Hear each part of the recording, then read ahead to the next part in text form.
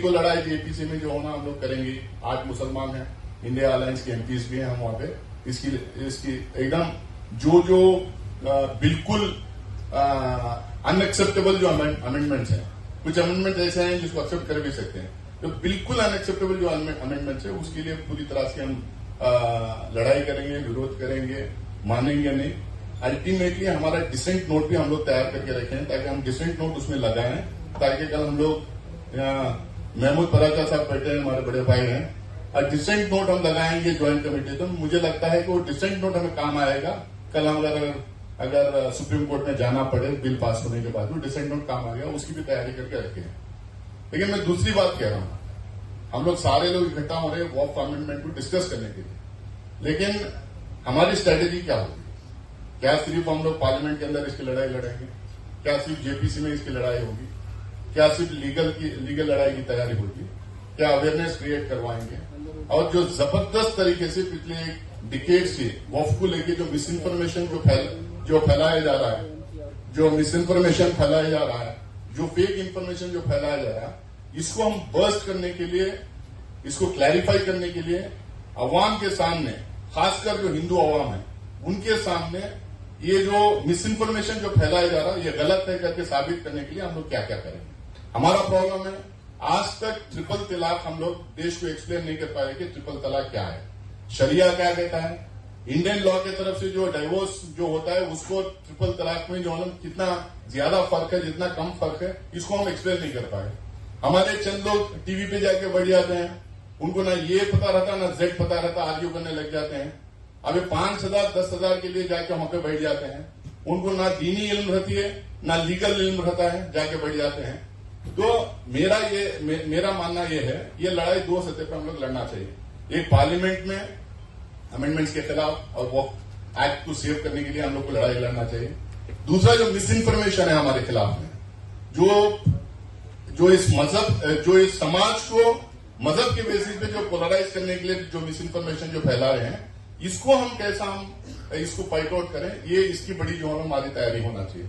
अब किसी ने बोला, जेपीसी में बोला, बाहर भी बोल रहे हैं, भाई 9 लाख एकड़ जमीन है, 1.5 खतर के बराबर है, 2.5 बहराइन के बराबर है, 3 दुबई के बराबर है।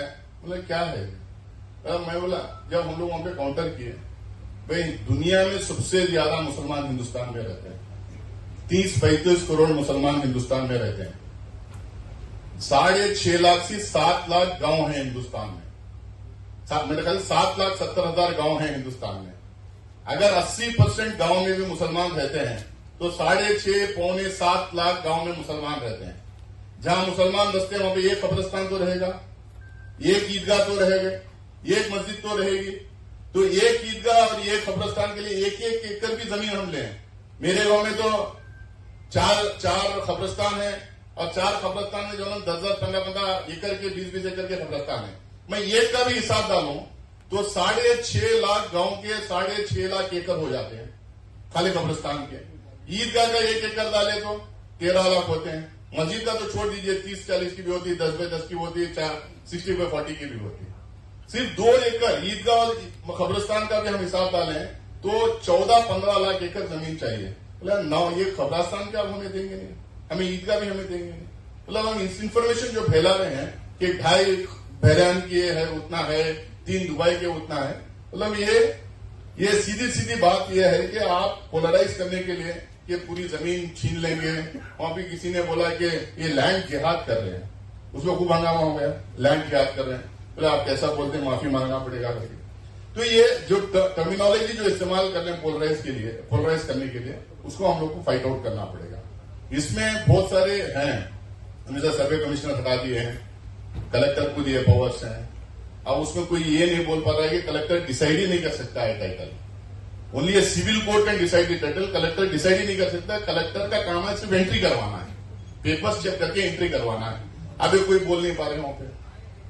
इस तरह के बहुत सारे उसमें हैं, बट 2 बहुत इंपॉर्टेंट चीजें हैं जो हमारी साइकी के लिए। एक जो है वो 2 नॉन मुस्लिम्स का, उसमें हमारे कई मेंबर्स ऑफ पार्लियामेंट में, कई स्टेट्स में हिंदू एंडोमेंट एक्ट को लेके कैसा उसमें क्या क्या इंसर्ट किया गया उसके बारे में एग्जांपल्स दिए।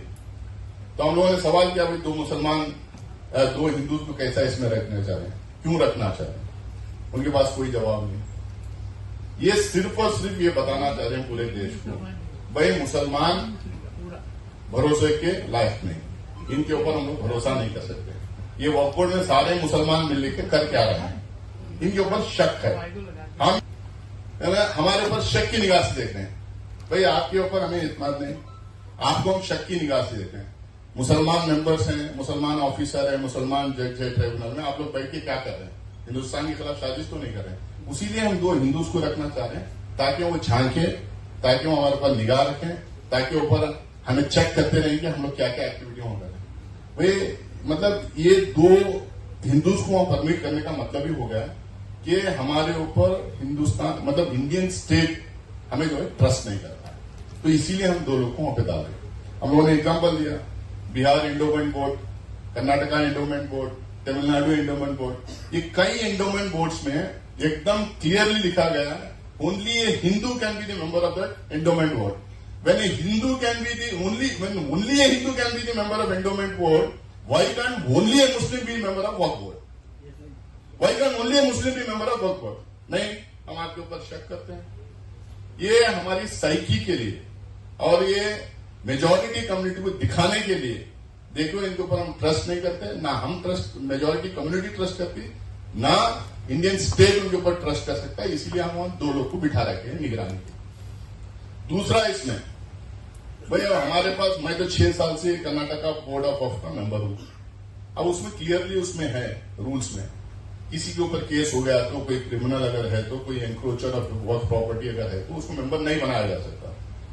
अब इसमें डालते हैं कि कोई किसी के ऊपर यूएपीए लगाया गया तो उसको जो है मेंबर नहीं लगाया जाता। अरे जब आप कह रहे हैं कोई क्रिमिनल होगा, कोई एंक्रोचर होगा, किसी के ऊपर केस होगा तो उसको मेंबर नहीं बनाया जाता, तो फिर यूएपीए क्यों डाल रहे हैं उसके अंदर? सिर्फ इसलिए कि यूएपीए के काबिल सिर्फ मुसलमान है। यूएपीए सिर्फ मुसलमानों पे लगाया जाता है, और यूएपीए लाए हैं मुसलमानों के लिए। अब ये एंडोमेंट बोर्ड में क्यों नहीं डालते?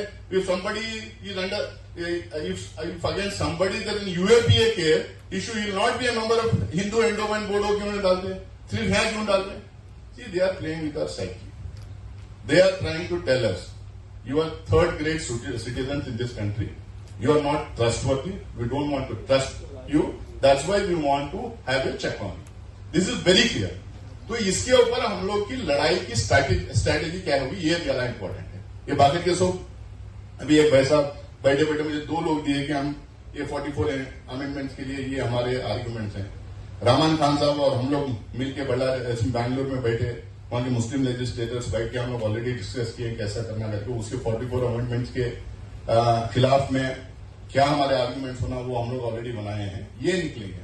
बट समझने की जो जरूरत है, एक तो अवेयरनेस, दूसरा मिस इन्फॉर्मेशन को कैसा हम फाइट आउट करें, हमारा कैंपेन क्या रहेगा, तीसरा हमारी स्ट्रैटेजी क्या रहेगी। जेपीसी में इंडिया अलायंस वाले एक साइड हैं, वाईएसआरसीपी ऑलरेडी हम लोग बात किए, सपोर्ट करते हैं। आप लोग अपने गुड ऑफिसर्स इस्तेमाल करके जेडीयू को कैसा बात करेंगे, आप टीडीपी को कैसा बात करेंगे, और 1-2 पार्टी जो ना इधर है ना इधर है, जो बीच में है, उनको कैसा आप बात करेंगे, आप लोगों के ऊपर छोड़े। एक प्रेशर बिल्डअप करना पड़ेगा उन लोग के ऊपर भी, क्योंकि उनके स्टेट्स में भी इलेक्शन आ रहे हैं। कुछ लोग महाराष्ट्र में जाके उद्धव ठाकरे जी से मिले, जो पार्टी आज से 10 साल पहले तक इतना खुल के माइनॉरिटीज के खिलाफ बोलती थी, अब उनका चीफ बोलता है हम किसी भी हालत में एक भी वक्फ प्रॉपर्टी को आन जाने नहीं देंगे। साथ में वो टेम्पल्स का भी नाम लेते हैं बाद में बैलेंस करने के लिए, बट उन खुल के वक्फ प्रॉपर्टीज की हिफाजत के बारे में बात रखी है। तो हम प्रेशर बिल्डअप करेंगे, एक एक पार्टी को उधर से तोड़ते जाएंगे, तो इधर जो है ताकत बढ़ती जाएगी। तो हो सकता है कि ये प्रेशर में आके पार्लियामेंट में बिल लाए ही ना, अब जो लेके आए वहीं पर रुक जाए। तो इसके ऊपर कैसा प्रेशर बनाते हैं आप देखिए, इसमें आप लोगों का जो साथ देना हम लोग साथ देंगे। दूसरा जो है लीगल तैयारी करना चाहिए हम लोगों को, जो बेस्ट लॉयर्स जो है उनके साथ बैठना पड़ेगा। अगर बाई चांस यहाँ पे डिफीट होता है, बाई चांस ये लॉ बन जाता है, ये बिल पास हो जाती है, तो कैसा हम कोर्ट में इसके खिलाफ लड़ेंगे, ये 2। तीसरा जो सबसे बड़ा, अभी कोई 1-2 लोग बोल रहे थे, देश भर में हम कैसा प्रोटेस्ट करेंगे। एनआरसी के खिलाफ मेरा पहला सवाल था पार्लियामेंट में, कलकत्ता में जैसे ही अमित शाह ने बोला था, पता नहीं मुझे क्या स्ट्रक किया, मैंने सवाल डाल दिया था, तो स्टार्ट क्वेश्चन में आया था, और उस दिन अमित शाह ने ही लोकसभा में जवाब देने की कोशिश की, तो हम लोग काउंटर करके हल्ला किए, गलाटा किए वहां पे। उसके 10-15 दिन बाद जामिया से शुरू हुआ ये प्रोटेस्ट का। मैं प्रोटेस्ट को लेके थोड़ा हेजिटेंट रहता हूं, क्योंकि एनआरसी सीए एनआरसी का जो है इतना जबरदस्त तरीके से शुरू हुआ। वो कॉन्स्टिट्यूशनल लड़ाई हो गई थी, ह्यूमन राइट्स की लड़ाई हो गई थी, सिटीजनशिप की लड़ाई हो गई थी, वो एक सेक्युलर लड़ाई हो गई थी।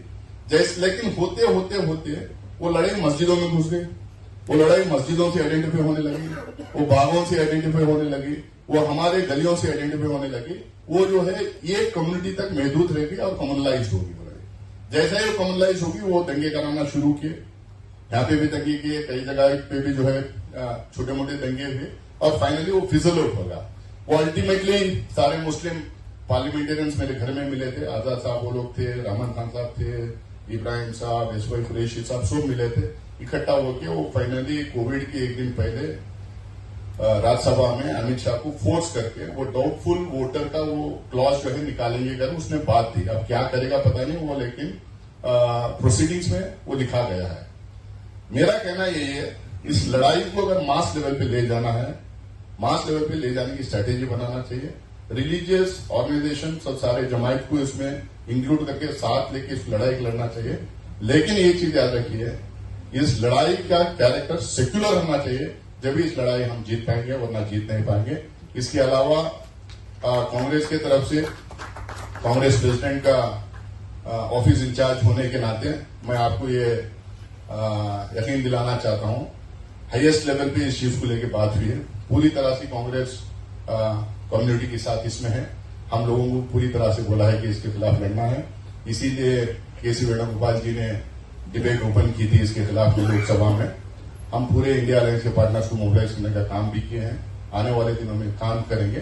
बट इसको हम लोग थोड़ा हिकमत से इस लड़ाई लड़े, सेकुलर लड़ाई लड़े और इस लड़ाई को जीतने का काम करें। बहुत बहुत शुक्रिया।